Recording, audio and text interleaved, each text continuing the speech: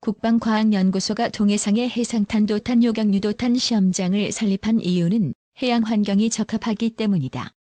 동해는 서해보다 수심이 깊다. 미사일 시험 도중 불발탄이 생겨도 수심 600m 이하로 가라앉아 안전하다.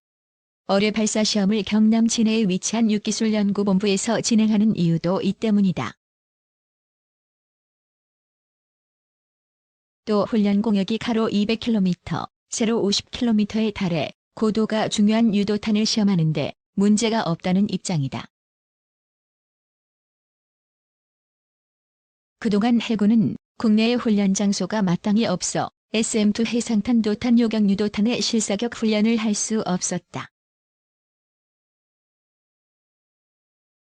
SM-2를 장착한 함정은 세종대왕함 등 이지스 구축함 3척과 충무공 이순신함 등 구축함 6척이다.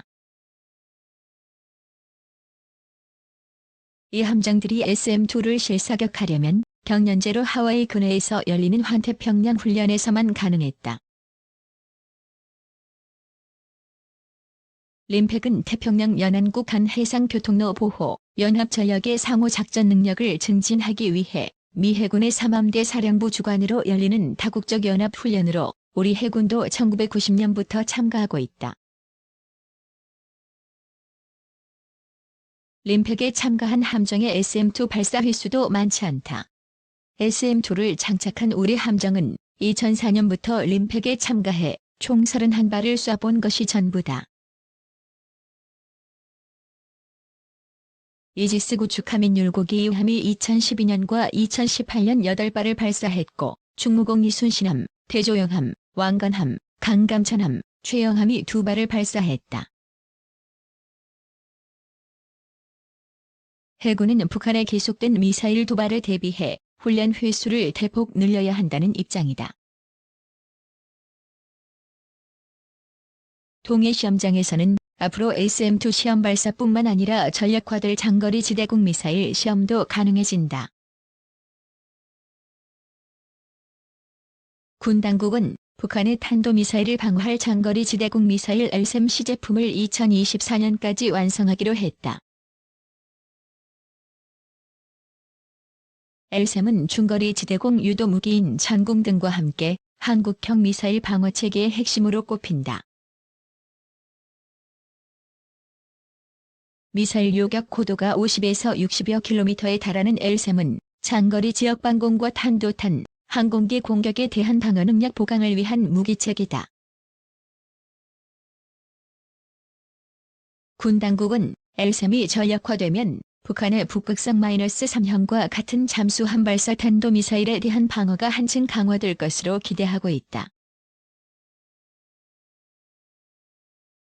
해군에서 도입할 6,000톤급 한국형 차기 구축함의 대공방어체계 시험도 가능해진다. 차기 구축함에 장착할 SM-3는 해상의 고고도 미사일 방어체제로 불린다. SM-3는 요격 고도가 500km 이상이어서 북한의 탄도미사일을 방어하는 데 반드시 필요한 무기다. KDDX는 현재 운용 중인 4,200톤급 한국형 구축함보다는 규모가 크지만 해군 기동부대의 주전력인 7,600톤급 이지스 구축함보다는 규모가 작아 미니 이지스함으로 불린다. 정부 관계자는 동해 시험장에서는 유도무기 시험 평가뿐만 아니라 대공, 수상, 수중 훈련 지원까지 가능할 것으로 보여 북한의 미사일에 대비한 미사일 요격 훈련에 적합할 것으로 보인다고 말했다. 북한의 미사일을 요격하기 위한 요격유도탄 전용 훈련장이 2021년까지 동해에 들어선다. 이에 따라 2022년부터는 국내에서 자체적으로 요격용 미사일의 실사격 훈련이 가능하게 됐다. 31일 정부 관계자에 따르면 국방과학연구소는 2021년까지 1,500억 원을 들여 동해안의 북한의 미사일에 대비한 해상탄도탄 요격유도탄 시험장을 완공할 계획이다. 해군은 그동안 이지스함에 장착된 해상탄도탄 요격유도탄 SM-2를 국내에서 발사할 수 없어 해외에서만 간혹 발사 훈련을 해왔다. 미사일 요격을 위한 추적소는 강원도 평창군의 황병산과 울릉도에 각각 세운다는 방침이다. 또한 삼척시에 각종 시험 데이터 등을 분석하는 연구센터도 건립한다. 시험용 SM-2를 발사할 수 있는 시험선도 배치된다. 이지스함의 가상 항로를 따라 운행을 하면서 유사시 시험 발사를 할 수 있도록 설계된 시험선이다. 훈련 공역은 울릉도 북쪽으로 50km, 동해안에서는 동쪽으로 200km 내의 영역을 정해놓았다. 이 시설들이 갖춰지면 동해안 함정에서 발사하는 SM-2의 구성품 작동 상태는 물론 SM-2의 비행 궤적, 표적 명중 여부까지 모두 평가할 수 있다. 이를 위해 국방과학연구소는 60억 원을 투입해 실사격 분석 장비를 도입할 예정이다. 군은 동해시험장에서 해상탄도탄 요격유도탄 시험을 진행해도 9월 19일 남북 군사합의에 적시된 동해 해상 적대행위 중단 구역을 벗어난다는 입장이다.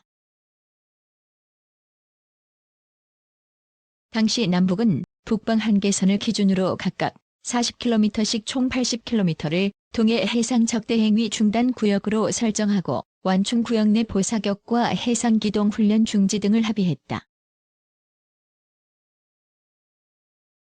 미국이 정찰 감시를 이어가고 있는 가운데 대륙간 탄도미사일, 잠수함 발사 탄도미사일에 대비한 요격 체계도 강화하고 있다. 30일 민간 항공 추적 사이트 에어크래프트 스폿에 따르면 28시 조인트 스타즈는 이날 새벽 한반도 상공 3만 1000피트를 비행했다. 28시 정찰기가 새벽 시간대에 한반도를 비행한 것은 이례적으로 24시간 한반도 감시 체계를 유지하고 있는 셈이다.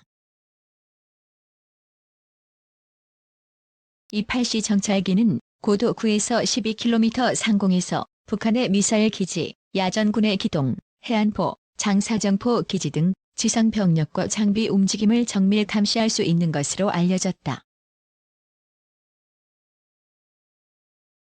북한이 장거리 미사일뿐만 아니라 단거리 미사일 도발에도 대비한다는 의미다.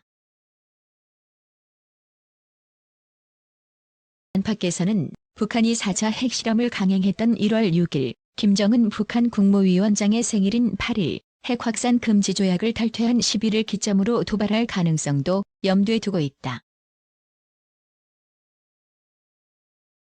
이에 미군은 탄도미사일 요격 체계까지 전진 배치하고 있다.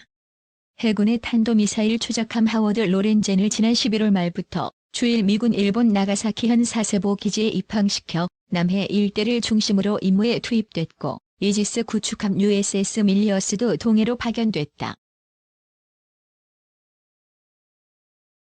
미 본토에서는 이지스 구축함 USS 밀리어스를 동해로 파견했다. 이지스 함인 USS 밀리어스는 북한의 도발을 포착함은 물론 SM-3로 탄도미사일을 요격할 수 있다.